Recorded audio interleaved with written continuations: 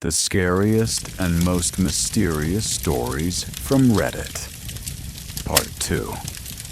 The story of the lost key. This story happened to me more than 20 years ago, but it imprinted itself so vividly in my memory that, sitting at the computer, I was able to reproduce it exactly. Forgive me if I'm not a writer. I'll tell it as best as I can. I'll recount only the facts and events, without my own interpretations, so that you can draw your own conclusions. So, it was a cold and windy autumn. There hadn't been rain for a long time, yet the first snow had fallen, quickly melted, but still reminding everyone of winter's approach. The trees, stripped of leaves, shivered under the frosty gusts, and everything around signaled. It was November 27th. Winter was near. I remember the date with absolute clarity, because nothing like this had ever happened to me before, and probably never will again. I was coming home from work. At the time, I was a bus driver, running Route 267. My apartment was in Mitino, in the relatively new 8th District, and I always got there using the same bus. That day, as usual, I stood in line to the driver to buy a ticket, rummaging in my pocket for change. Grabbing a handful of bills, some coins, and my keys, I began shifting the needed amount into my left hand, while preparing to return the rest with my right. Just then, someone bumped into me, more from surprise than from the actual force of the push. I wasn't shoved very hard. I dropped both the money and the keys from my left hand. I bent down to search for the key ring, forget the coins, while irritated passengers grumbled.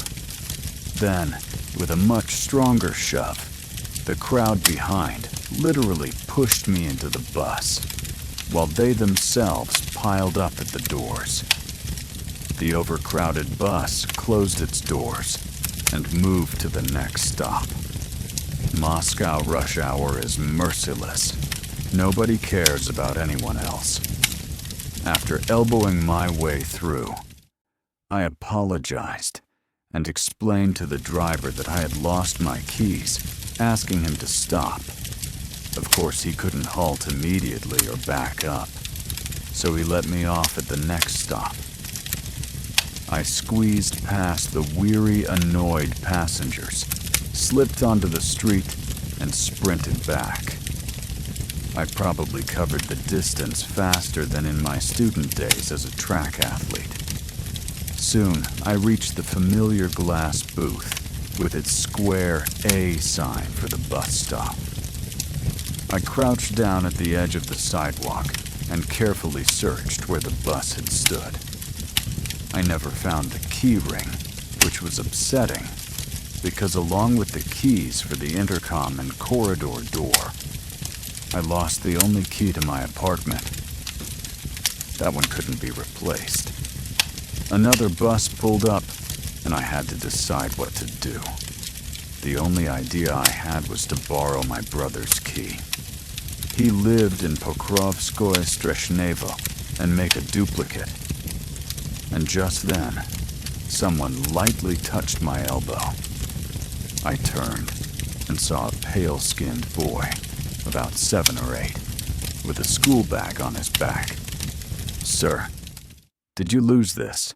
he asked, stretching out a little hand, so pale that the veins showed through in an unhealthy blue.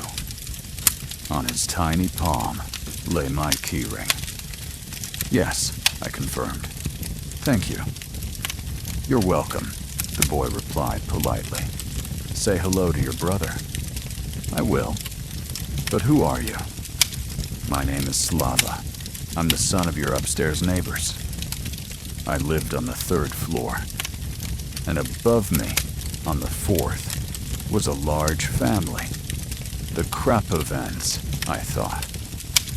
So maybe he was one of their kids.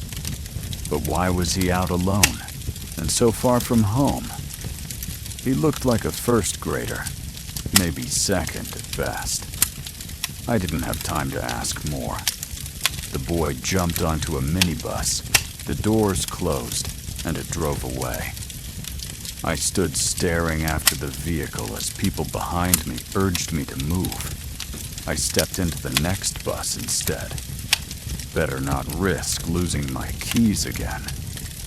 Scraping together enough money, I bought a ticket and squeezed into the crowded bus. Holding onto the handrail, I traveled with the other tired passengers until my stop. My building was on the left side of the route. As soon as I got off and looked across the street, I sensed something was wrong. A police car was parked in the yard. I crossed the zebra and approached the gate. The guard recognized me and raised the barrier. In front of my building, my very entrance stood people. Police officers, neighbors, the superintendent.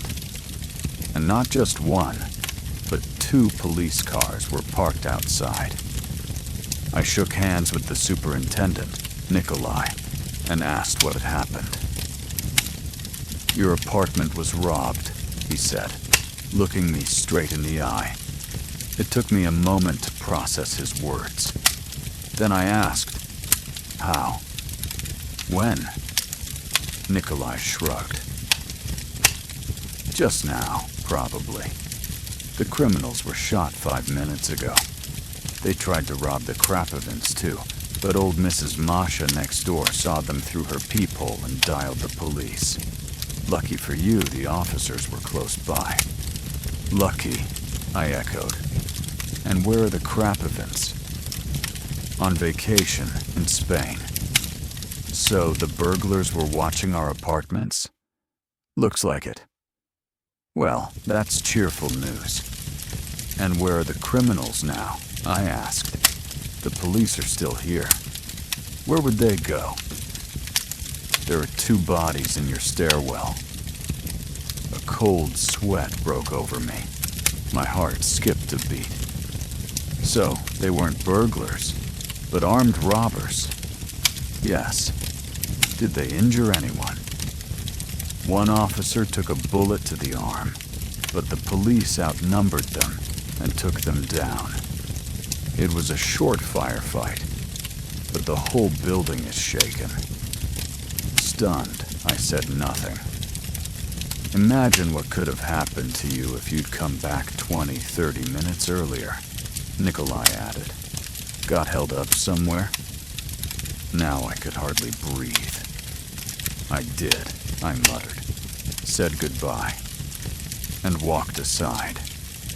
Catching my breath, I pulled out my phone and called my brother, though I didn't even know why I wanted to talk to him so badly. "Hello?" he answered. "Hey," I said weakly. He immediately sounded concerned. "What's wrong? You don't sound like yourself." I briefly recounted the evening's events. Silence hung on the line. "Hello?" I prompted. "You there?"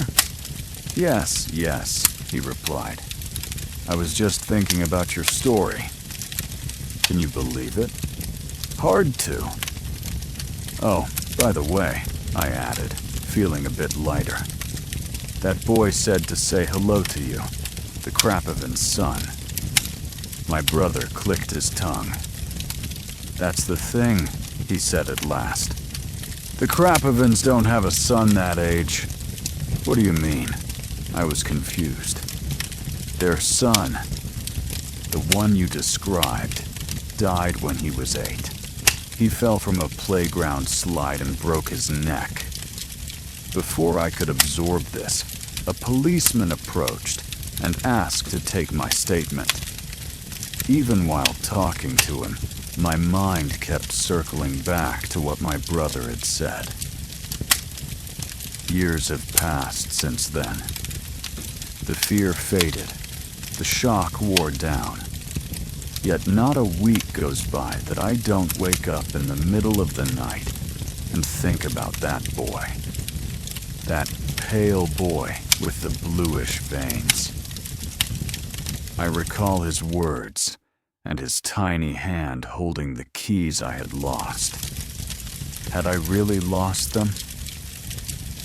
I keep thinking, and the more I do, the more I believe. There are countless mysteries in this world that we cannot comprehend. Strange, terrifying, unfathomable. Far more than what is clear and logical. And when you come face to face with one of them, always suddenly, all you can do is hope for the mercy of the world, revealing its great, otherworldly secrets.